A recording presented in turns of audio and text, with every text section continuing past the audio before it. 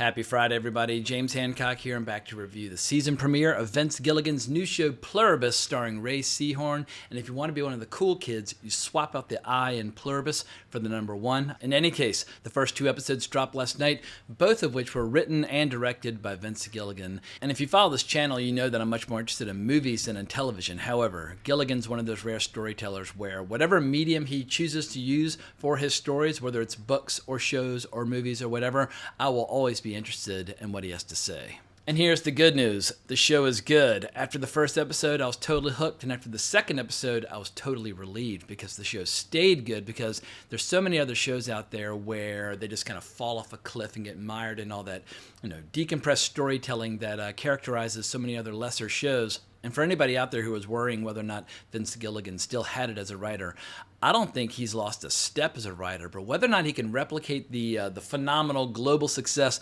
of Breaking Bad, I think that's totally up in the air, because that show came along during what felt like a true golden age of television, a golden age that basically ended almost as quickly as it began when the streaming wars really got underway, because suddenly quantity was much more important than quality. But from 1999 through the early 2010s, it felt like whether it was HBO or AMC or whomever, there was just great television to be found all over the place. But the beautiful thing about Breaking Bad is that not only was it a great show, we also had a great spin-off show courtesy of Vince Gilligan and his partner in crime, Peter Gould.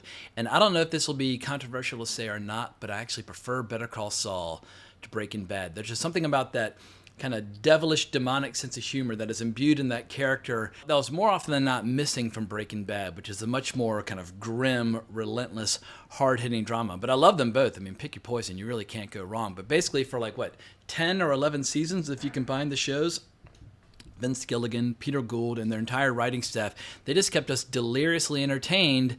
And now it looks like Vince Gilligan is about to pull it off again. And I don't want to kind of jump the gun and declare this to be mission accomplished after only 2 episodes, because I don't know who's writing and directing the subsequent episodes. And we've seen many shows crash and burn after a really, really strong start. But I'll say I'm very encouraged by what I've seen so far. But for anybody out there who's wondering what the hell Pluribus is, here's the official description from Wikipedia. Pluribus, stylized as Pluribus with a 1, is an American post-apocalyptic science fiction thriller television series created by Vince Gilligan for Apple TV. The series stars Ray Seahorn in the lead role. She previously worked with Gilligan on the AMC series Better Call Saul. Set in Albuquerque, New Mexico, of course it is, the series follows author Carol Sturka, who is one of only 11 people in the world immune to an unexplained virus that transforms the world's population into content and optimistic citizens. Rest assured, Carol, we will figure out what makes you different. Figure it out, why? So you can join us. What the And for my part, I love the fact that Ray Seahorn and Vince Gilligan are working together again. I feel like she was born to read his dialogue, much like Bryan Cranston or Bob Odenkirk or any of the actors that have done a great job in these worlds created by Vince Gilligan. But I remember listening to a podcast with her, think about one of the episodes of Better Call Saul, where she was talking about learning to speak with your voice that you wake up with, as opposed to the voice that you develop over the course of the day due to anxiety or too much coffee, where basically our vocal cords constrict over the course of the day. But when you first wake up, that is your real deal, true speaking voice. And there's something about that deep, just full-throated speaking style that she has that I just find irresistible. But she's obviously a phenomenal actress and a very physical actress as well, especially in the season premiere. The role requires so much physical work as she's responding to this crisis as it unfolds. It's like, God damn, girl, I don't know if you're running or doing CrossFit or whatever, but she's in fantastic shape. But as far as the story itself is concerned, it's almost like Vince Gilligan were taking requests and using the mental telepathy on display in this show by all the pod people that think alike and talk alike. But it's almost like he was looking into my mind and said, what show would you like me to write next? And I said, I would like for you to write Pluribus, because emotionally, I immediately respond to everything that Ray Seahorn's character is going through, where there's nothing more infuriating when you're in a bad mood or cranky or in the mood just to talk some shit, and everybody around you is happy with these weird smiles and thinking alike and talking alike, because no matter what environment I find myself in, whether it's a city or a community or a corporation or whatever the case might be, for whatever reason, whatever the prevailing view and attitude might be, I'm always like, no thank you, whatever it is, I'm against it. It's like that song sung by Groucho Marx. I think it was in Horse Feathers, like nearly 100 years ago. I don't know what they have to say. It makes no difference anyway. Whatever it is, I'm against it. No matter what it is or who commenced it, I'm against it. But I've always responded to the lyrics of that song. Whatever it is, I'm against it.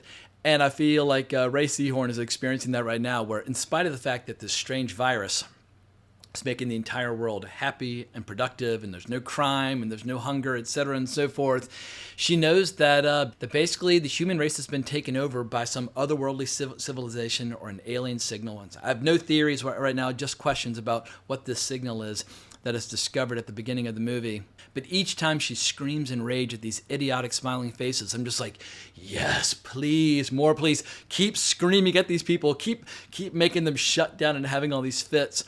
Because this show has this strange sense of applicability where I feel like no matter what groups are out there that an individual might loathe or despise, and I feel like we live in an era where there are a lot of groups where they all think alike and talk alike, pick your poison, but your own personal bias will obviously play into how you respond to the story. But the genius of this show is that without ever spelling out which groups Vince Gilligan might be writing about, you have these groups where they think alike, they talk alike, but the moment you confront them and scream at them, they curl up in a ball and shut down and act like victims and will say, oh, by the way, due to the fact that you lost your temper, like 100,000 people just died as the rest of our pod people around the planet shut down, reacting in horror to your emotional outburst.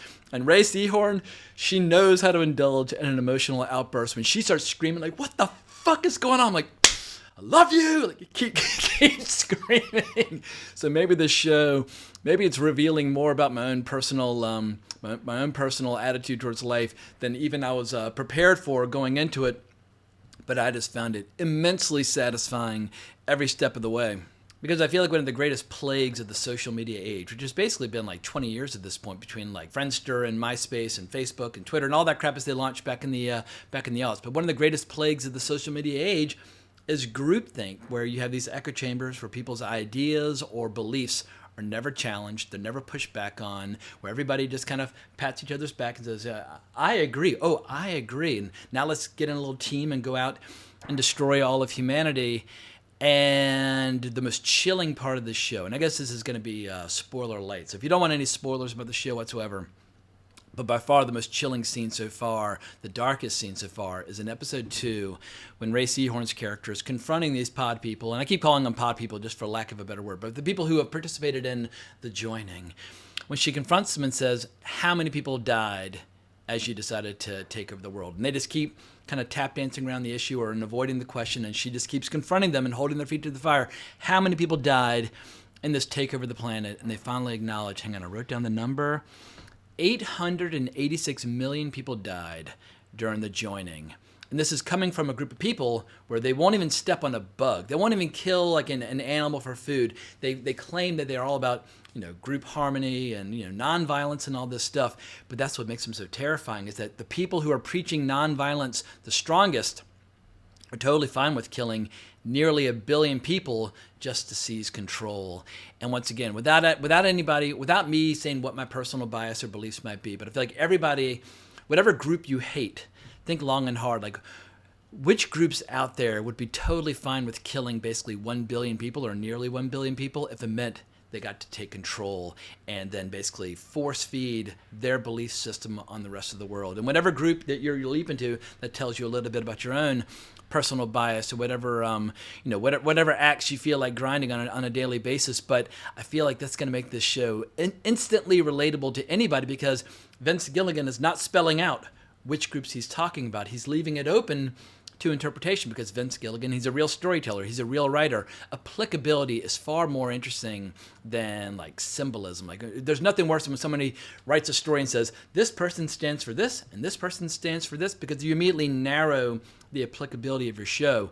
But by not specifying, I feel like everybody on planet Earth can potentially watch this show and be like, I know exactly how Ray Seahorn feels. But the big question is, how many people will this show reach locked behind a paywall on Apple TV Plus? I don't know what the total subscriber base is for Apple TV Plus, but it's obviously not on the level of HBO Max, and it's definitely not on the level something like Netflix. And I think the fact that Breaking Bad was available on cable allowed it to find a much wider audience much more quickly. The way I first discovered Breaking Bad, I was over at a friend's house, I think watching a UFC fight, and he had a DVD box set of the first season on his table. I was like, Breaking Bad, what is this? He's like, oh, you got to take it, you got to watch it. So I first discovered it through DVD, that dead, obsolete format, which was pretty goddamn cool back in the day because DVDs always had all these incredible special features on them. And so while Blu-rays often have superior image quality, it seems like in the early 2000s there was a much greater emphasis on just packing special features onto all these DVD packages. And then I started watching Breaking Bad on cable. But Apple TV Plus,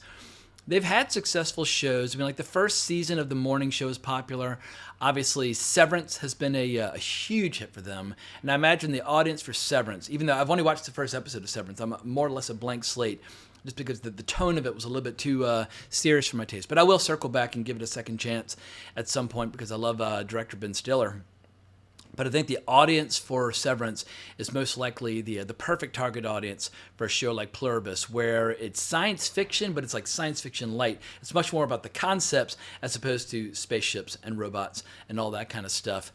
I don't know if the Ted Lasso crowd will be as into Pluribus, but I would like to believe that anybody giving it a chance would just be so fascinated by this bizarre drama that Vince Gilligan has cooked up that it'll immediately get its hooks into them. Because at least so far, and once again, we're only 2 episodes deep, but so far the show's been wildly unpredictable, very inventive, very surprising. And usually my biggest frustration with TV is that you can kind of feel the plot twists and the character beats unfold before they even happen. Because TV, once again, it's a bit of an assembly line at times where you have all these writing staffs that, much like the pod people in the show, where they kind of think alike and talk alike and write alike. And it just creates a kind of an interchangeability between a lot of shows out there. Vince Gilligan is not letting you predict 1 second. And I think because there are no secondary characters so far where he's decided to invest a ton of time, we don't fall into that horrible TV construction where it's like, all right, now you have to have your B plot, your C plot, your D plot, none of which you're interested in. He just stays with Ray Seahorn's character more or less the entire time because she's fascinating. She's fucking incredible. And she is a full-blown TV star. And a star is somebody where no matter who's on the screen, you're looking at them and you're listening to them. And Ray Seahorn, I feel like this might be her finest hour. And I love all the little details that make up her character because she is a best-selling author of what they describe as speculative historical romance literature, a.k.a. porn. They show her at a reading at a Barnes & Noble where her audience is entirely middle-aged and or aging women who are just hanging upon every word, where you can tell they're all just like, they're dripping wet listening to all these lurid tales about sex scenes between pirates on the high seas. And later on, after she's done all of her book signings and met all of her fans, and she gets in the car and the driver's taken away, the driver's like, oh, should I know who you are? She's like, I don't know. Do you like mindless crap? The fact that she dismisses all of her work as just mindless crap was very revealing, and that just was yet another detail that immediately made me fall in love with her as a character.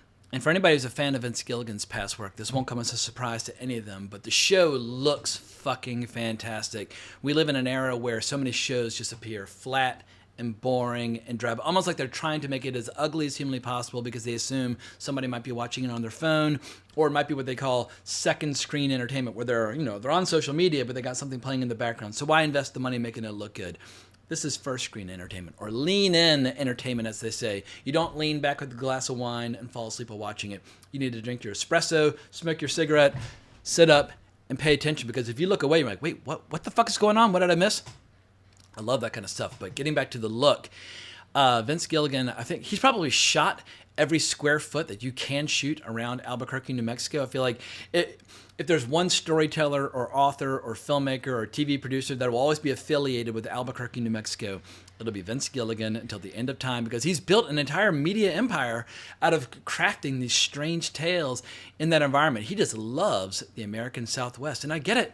The American Southwest is incredibly photogenic. There's almost no moisture in the air, so there are no clouds, so you're always going to have these beautiful sunny days or really crystal clear nights, and all these majestic mountains and deserts and all these like crazy satellite dishes and that sort of thing. It looks fucking fantastic. I think when Vince Gilligan's writing and directing and producing a show, he is by far one of the most cinematic storytellers out there. And what do I mean by cinematic? Basically telling your story with images as opposed with words, because TV tends to be driven by writers and producers, whereas cinema or movies tend to be driven by visionary directors. Not always, or not exclusively, but in general, that's kind of how the two different forms of storytelling tend to unfold. But Vince Gilligan is not content just to be a great writer and producer. He wants his shows to look great. And there's some great shots, like right before this this takeover of the entire planet. There's a beautiful shot at night where Ray Seahorn and her kind of business partner / lover are looking into the sky, and they see all these planes flying in unison. And it's so eerie and so chilling, but also so beautiful. It's like, fuck yeah, Vince Gilligan, keep giving me beautiful shots. Or like the end of episode 2 when Carol, a.k.a. Ray Seahorn, runs out in front of that plane and stops it. I think that was a real plane. Like, we live in an era where we have so much CGI and green screen and AI and so much artificiality where everything feels inauthentic, feels intangible, so you don't get invested. But when you see a great actress standing in front of that huge fucking jet coming toward her, it's striking looking. It gets you emotionally invested in the story in a way that AI never will. Like, when you spend an hour looking at AI content on social media, it leaves you kind of hollow and empty. Almost like you've been looking at porn for an hour. You're like, I'm kind of ashamed of myself. Whereas if you go to a museum and look at great paintings for an hour, you are enriched. You're culturally and aesthetically enriched by the experience.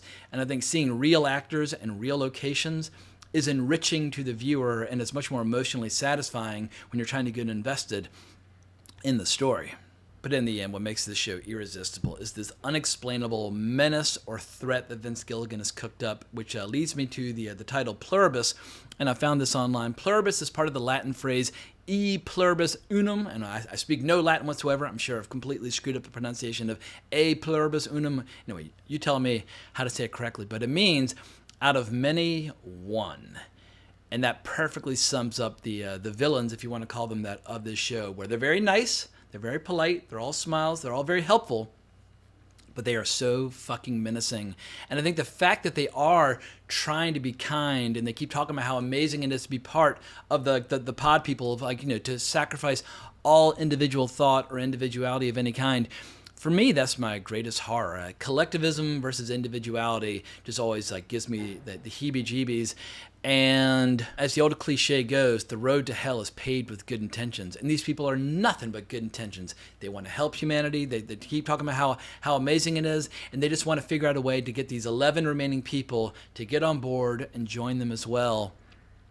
And I'm really looking forward to hearing what people's theories are about what this beam is, what this signal is that is discovered at the beginning of the first episode, because they basically describe it as almost like a combination of 4 different Morse codes. But as they start to decipher it and kind of, unravel it, that leads to them basically, I didn't quite understand how they made the leap from the beam to creating that product that they start testing on the rats and animals, which then, of course, there's an outbreak because a rat bites through a girl's glove, and it spreads very quickly through saliva or kissing, and then within a few months, the entire world has been taken over. But I've seen outbreaks in movies before, like, case in point, movie Outbreak, or the beginning of Stephen King's book, The Stand. That actually might be my favorite interpretation of an outbreak I've ever read or seen. Like the first 50 or 60 pages, or maybe even like the first 100 pages of The Stand, you've just seen the world fall to this virus, and it is as gripping and horrifying as anything you could ever read.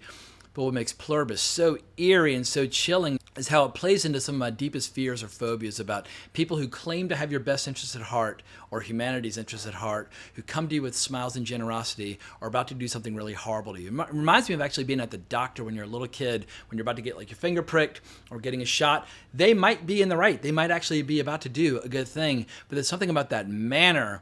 Like, I would much prefer a doctor be like, this is going to hurt like a motherfucker, like brace yourself, like clench your teeth, but when they come at you with smiles and a gentle demeanor, that for me makes it much more chilling. I'm like, just be honest, say the shot's going to hurt, like get the fuck out of my face. Speaking of doctors being fucking creepy, there's a great scene in the first episode where Ray Seahorn brings her dying lover to the hospital trying to find her help, and one of the doctors who's been taken over walks up to her, kisses her on the mouth, and just says, we just want to help. There's something about that attitude, we just want to help. Whether you want that help or not, we just want to help.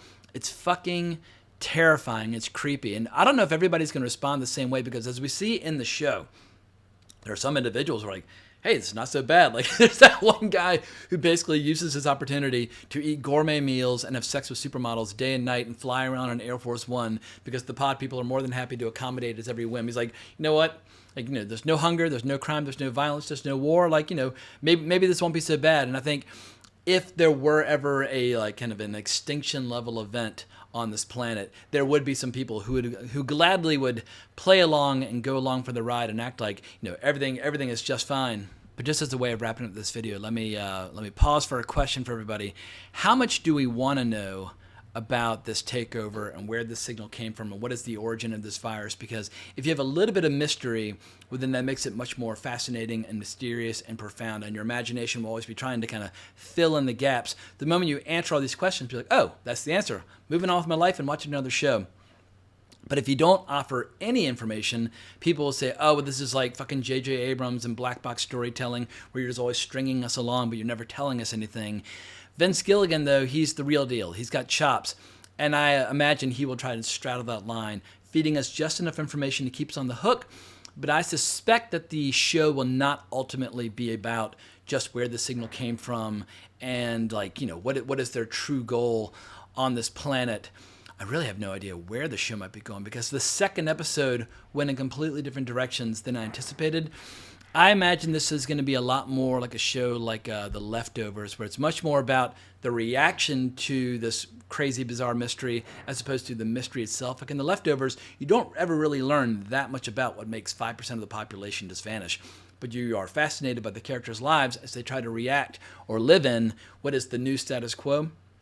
And I think that'll be, I think we'll see a similar thing in this show where what is life like for these 11 individuals, the last 11 individuals on planet Earth, as everybody else is thinking alike and talking alike, my greatest fear on this planet. So, yeah, the more I talk about the show, the more I like it, and I can't wait to see episode 3 next week. So bravo to Vince Gilligan. You absolutely still got it. So I'm going to definitely recommend the people at a minimum give Pluribus a chance. When I saw the trailers, I was like, what is this? I couldn't get like my kind of wrap my head around what the show was going to be. But now that I've seen 2 episodes, I'm 100% on board. So this is going to be crazy to say.